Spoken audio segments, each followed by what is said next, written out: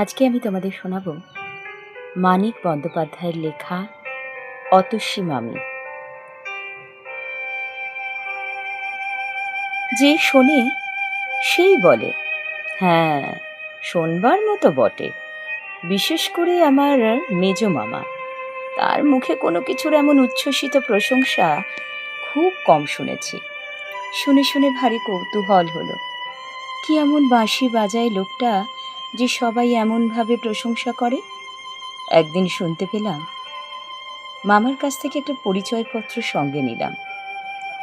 আমি থাকি বালিগঞ্জে, আর যার বাঁশি বাজানোর ওস্তাদির কথা বললাম তিনি থাকেন ভবানীপুর অঞ্চলে। মামার কাছে নাম শুনেছিলাম যতীন, উপাধিটা শোনা হয়নি।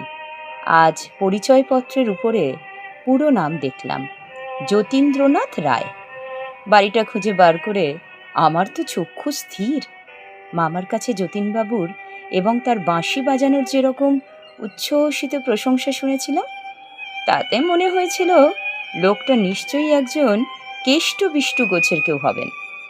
আর কেষ্টবিষ্টু গোছের একজন লোক যে বৈকুণ্ঠ বা মথুরার রাজপ্রাসাদ না হোক, অন্তত বেশ বড় আর ভদ্র চেহারা একটা বাড়িতে বাস করেন, এও তো স্বতঃসিদ্ধ কথা। কিন্তু বাড়িটা যে গলিতে, সেটার কথা না হয় ছেড়েই দিলাম। এই যে ইট বার করা 3 কালের বুড়োর মতো নড়বড়ে একটা ইটের খাঁচা, সামনেটা চেহারাটাই যদি এরকম, ভেতরটা না জানি কি রকম হবে। উইয়ে ধরা দরজায় কড়া নাড়লাম। একটু পরেই দরজা খুলে যে লোকটি সামনে এসে দাঁড়ালেন, তাকে দেখে মনে হলো ছাই গাদা নাড়তেই যেন একটা আগুন বার হয়ে পড়ল। খুব রোগা, গায়ের রঙও অনেকটা ফ্যাকাশে হয়ে গেছে।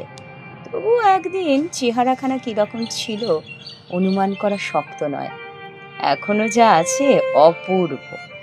বছর 3 বয়স, কিছু কম। মলিন হয়ে আসা গায়ের রং অপূর্ব, শরীরের গড়ন অপূর্ব, মুখের চেহারা অপূর্ব, আর সব মিলিয়ে যে রূপ তাও অপূর্ব। সবচেয়ে অপূর্ব চোখ দুটি। চোখে চোখে চাইলে যেন নিঃশ্বা লেগে যায়। পুরুষেরও তাহলে সৌন্দর্য থাকে? ইট বার করা নোনা ধরা দেয়াল আর উইয়ে ধরা দরজা, তার মাঝখানে লোকটিকে দেখে আমার মনে হলো ভারী সুন্দর একটা ছবিকে কে যেন অতি বিশ্রী একটা ফ্রেমে বাঁধিয়েছে। বললেন, আমি ছাড়া তো বাড়িতে কেউ নেই, সুতরাং আমাকেই চান। কিন্তু কি চান?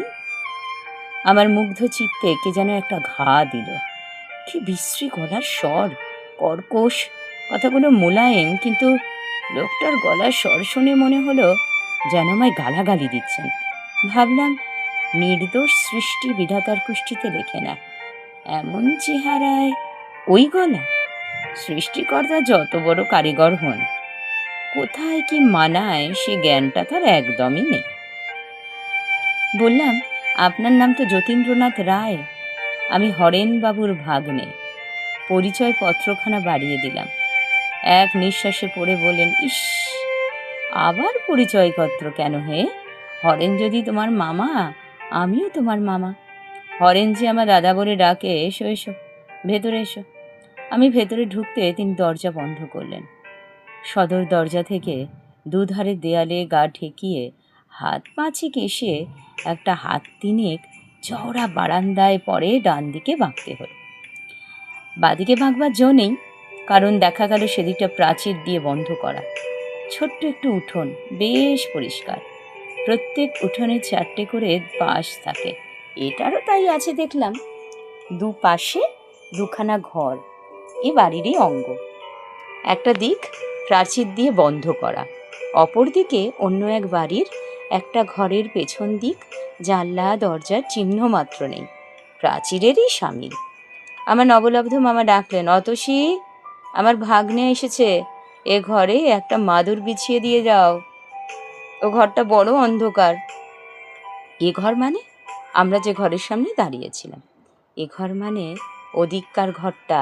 সেই ঘর থেকে বেরিয়ে এলেন এক তরুণী, মস্ত ঘোমটায় মুখ ঢেকে। যতীন মামা বললেন, এ কি ঘুমটা কেন? আরে এই যে ভাগ্নে। মামির ঘুমটা ঘুচবার লক্ষণ নেই দেখে আবার বললেন, ছি ছি, মামি হয়ে ভাগ্নের কাছে ঘুমটা টেনে কলা বউ সাজবে। এবার মামির ঘুমটা উঠল। দেখলাম আমার নতুন পাওয়া মামিটি মামারই উপযুক্ত স্ত্রী বটে। মামি এ ঘরের মেঝেতে মাদুর বিছিয়ে দিলেন। ঘরে তক্তপোষ, টেবিল, চেয়ার ইত্যাদির বালাই নেই। এক পাশে একটা রংচটা ট্রাঙ্ক আর একটা কাঠের বাক্স। দেয়ালে এক কোণ থেকে আর এক কোণ পর্যন্ত একটা দড়ি টাঙানো, তাতে একটা মাত্র ধুতি ঝুলছে। একটা পেরেকে একটা আধ ময়লা খদ্দরের পাঞ্জাবি লটকানো। যতীন মামার সম্পত্তি। গোটা 2 বছর আগেকার ক্যালেন্ডারের ছবি। একটাতে এখনো চৈত্র মাসের তারিখ লেখা কাগজটা লাগানো রয়েছে। ছিঁড়ে ফেলতে বোধ হয় কারো খেয়াল হয়নি। যতীন মামা বললেন, একটু সুজি টুজি থাকে তো ভাগ্নেকে করে দাও, না থাকে 1 কাপ চাই খাবেন। বললাম, কিছু দরকার নেই যতীন মামা, আপনার বাঁশি শুনতে এসেছি। বাঁশির সুরেই খিদে মিটবে এখন। যদিও খিদে পাইনি মোটেই, বাড়ি থেকে খেয়ে এসেছি। যতীন মামা বললেন, বাঁশি? বাঁশি তো এখন আমি বাজাই না। বললাম, সে হবে না, আপনাকে শোনাতেই হবে। বললেন, তাহলে বসো, রাত্রি হোক, সন্ধ্যার পর ছাড়া আমি বাঁশি ছুঁই না। বললাম, কেন? যতীন মামা মাথা নেড়ে বললেন, কেন জানি না ভাগ্নে, দিনের বেলা বাঁশি বাজাতে পারি না, আজ পর্যন্ত কোনো দিন বাজাইনি। হ্যাঁ গা অতসী, বাজিয়েছি? অতসী মামি মৃদু হেসে বললেন, না। যেন প্রকাণ্ড একটা সমস্যার সমাধান হয়ে গেল এমনিভাবে। যতীন মামা বললেন, তবে? বললাম, মোটে 5টা বেজেছে, সন্ধ্যা হবে 7টায়। এতক্ষণ বসে থেকে কেন আপনাদের অসুবিধে করব? ঘুরে টুরে সন্ধ্যার পর আসবো এখন। যতীন মামা ইংরেজিতে বললেন, থু থু। তারপর বাংলায় যোগ দিলেন, কি যে বলো ভাগ্নে, অসুবিধাটা কি? হ্যাঁ, পাড়ার লোকে তো বয়কট করেছে অপবাদ দিয়ে, তুমি থাকলে তবু কথা কয়ে বাঁচব। আমি বললাম, পাড়ার লোকে কি অপবাদ দিয়েছে মামা? অতসী মামির দিকে চেয়ে যতীন মামা হাসলেন। বলবো না কি ভাগ্নেকে কথাটা অতসী? পাড়ার লোকে কি বলে জানো ভাগ্নে? বলে অতসী আমার বিয়ে করা বউ নয়। চোখের পলকে হাসি মুছে রাগে যতীন মামা গড়গড় করতে লাগলেন, লক্ষ্মী ছাড়া বজ্জাত লোক পাড়ার ভাগ্নে। রীতিমতো দলিল আছে বিয়ের, কেউ কি তা দেখতে চাইবে? যত সব। ত্রস্তভাবে অতসী আমি বললে, কি যা তা বলছো? যতীন মামা বলেন, ঠিক ঠিক, ভাগ্নে নতুন লোক, তাকে এসব বলা ঠিক হচ্ছে না বটে। ভারী রাগ হয় কি না বলে হাসলেন। হঠাৎ বললেন, তোমরা যে কেউ কারোর সঙ্গে কথা বলছো না গো। আমি মৃদু হেসে বললে, কি কথা বলবো? যতীন মামা বললেন, এই নাও, কি কথা বলবে তাও কি আমায় বলে দিতে হবে নাকি? যা হোক, কিছু বলে শুরু করো, গড়গড় করে কথা আপনি এসে যাবে। মামি বললে, তোমার নামটি কি ভাগ্নে? যতীন মামা সশব্দে হেসে উঠলেন। হাসি থামিয়ে বললেন, এইবার ভাগ্নে পাল্টা প্রশ্ন করো, আজ কি রাঁধবে মামি? ব্যাস, খাসা আলাপ জমে যাবে। তোমার আরম্ভটি কিন্তু বেশ অতসী। মামির মুখ লাল হয়ে গেল মুখটা। আমি বললাম, এমন বিশ্রী প্রশ্ন আমি কখনো করবো না মামি, আপনি নিশ্চিন্ত থাকুন, আমার নাম সুরেশ। সতীমা বললেন, সুরেশ বিনা সুরের রাজা, তাই সুর শুনতে এত আগ্রহ নয় ভাগ্নে? হঠাৎ উঠে দাঁড়িয়ে বললেন, ইস, ভুবনবাবু যে টাকা দুটো ফেরত দেবে বলেছিল, আজ নিয়ে আসি। 2 দিন বাজার হয়নি। বসে ভাগ্নে, মামির সঙ্গে গল্প করো, 10 মিনিটের ভেতর আসছি। ঘরের বাইরে গিয়ে বললেন, দৌড়টা দিয়ে দাও অতসী, ভাগ্নে ছেলে মানুষ, কেউ তোমার লোভে ঘরে ঢুকলে ঠেকাতে পারবে না। মামির মুখ আরক্ত হয়ে উঠল এবং সেটা গোপন করতে চট করে উঠে গেল। বাইরে তার চাপা গলা শুনলাম, কি যে রসিকতা করো, ছি। মামা কি জবাব দিলে শোনা গেল না। মামি ঘরে ঢুকে বললে, ওই রকম স্বভাব ওর। বাক্সে 2টি মোটে টাকা, তাই নিয়ে সেদিন বাজার গেলেন। বললাম, একটা থাক, জবাব দিলেন কেন? রাস্তায় ভুবনবাবু চাইতে টাকা 2টি তাকে দিয়ে খালি হাতে ঘরে ঢুকলেন। আমি বললাম, আশ্চর্য লোক তো। মামি বললে, ওই রকম। আর দেখো ভাই। বললাম, ভাই নয়, ভাগ্নে। আমি বললাম, তাও তো বটে, আগে থাকতে যে সম্বন্ধটা পাতিয়ে বসে আছো, ওর ভাগ্নে না হয়ে আমার ভাই হলেই বেশ হতো, কিন্তু সম্পর্কটা নতুন করে পাতো না, এখনো 1 ঘন্টা যায়নি, জমাট বাঁধেনি। আমি বললাম, কেন? মামি ভাগ্নে বেশ তো সম্পর্ক। মামি বললে, আচ্ছা, তবে তাই, কিন্তু আমার একটা কথা তোমায় রাখতেই হবে ভাগ্নে, তুমি ওর বাঁশি শুনতে চেও না। বললাম, তার মানে? বাঁশি শুনতেই তো এলাম। মামির মুখ গম্ভীর হলো।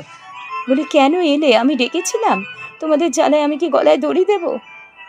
আমি অবাক হয়ে মামির মুখের দিকে চেয়ে রইলাম। কথা জোগায় না। মামি বললে, তোমাদের একটু শখ মেটাবার জন্য উনি আত্মহত্যা করছেন, দেখতে পাও না? রোজ তোমরা একজন না একজন এসে বাঁশি শুনতে চাইবে। রোজ গলা দিয়ে রক্ত পড়লে মানুষ কদিন বাঁচে। রক্ত? রক্ত নয়, দেখবে। মামি চলে গেল। ফিরে ওটা গামলা হাতে করে, গামলার ভেতরে জমাট বাঁধা খানিকটা রক্ত। মামি বললে, কাল উঠেছিল, ফেলতে মায়া হচ্ছিল, তাই রেখে দিয়েছি। রেখে কোনো লাভ নেই জানি, তবু। আমি অনুতপ্ত হয়ে বললাম, জানতাম না মামি, জানলে কখনো শুনতে চাইতাম না। ইস, এই জন্যই মামার শরীর এত খারাপ। মাই বললে, কিছু মনে করো না ভাগ্নে, অন্য কারোর সঙ্গে তো কথা কই না, তাই তোমাকে এই গায়ের ঝাল মিটিয়ে বলে নিলাম। তোমার আর কি দোষ? আমার অদৃষ্ট। আমি বললাম, এত রক্ত পড়ে, তবু মামা বাঁশি বাজান। আমি দীর্ঘ নিঃশ্বাস ফেলে বললাম, হ্যাঁ, পৃথিবীর কোনো বাধাই ওর বাঁশি বাজানো বন্ধ করতে পারবে না। কত বলেছি, কত কেঁদেছি, শোনে না। আমি চুপ করে রইলাম। মামি বলে চলল, কতদিন ভেবেছি বাঁশি ভেঙে ফেলি, কিন্তু সাহস হয়নি। বাঁশির বদলে মদ খেয়ে নিজেকে শেষ করে ফেলবেন, নয়তো যেখানে যা আছে সব বিক্রি করে বাঁশি কিনে না খেয়ে মরবেন। মামির শেষ কথাগুলি যেন গুমড়ে গুমড়ে কেঁদে ঘরের চারিদিকে ঘুরে বেড়াতে লাগলো। আমি কথা বলতে গেলাম, কিন্তু ফুটল না। মামি একটা দীর্ঘ নিঃশ্বাস ফেলে বললে, অথচ ওই একটা ছাড়া আমার কোনো কথাই ফেলেন না। আগে আকণ্ঠ মদ খেতেন, বিয়ের পর যেদিন মিনতি করে মদ ছাড়তে বললাম, সেদিন থেকে ও জিনিস ছোঁয়াই ছেড়ে দিলেন। কিন্তু বাঁশির বিষয়ে কোনো কথাই শোনেন না। আমি বলতে গেলাম, মামি। মামি বোধহয় শুনতেই পেল না, বলে চলল, একবার বাঁশি লুকিয়ে রেখেছিলাম, সে কি ছটফট করতে লাগলেন, যেন সর্বস্ব হারিয়ে গেছে। বাইরে কড়া নাড়ার শব্দ হলো। মামি দরজা খুলতে উঠে গেল। আজ গল্পটার এই পর্যন্তই। পরবর্তী আলোচনা, পরবর্তী গল্প, পরবর্তী অংশে।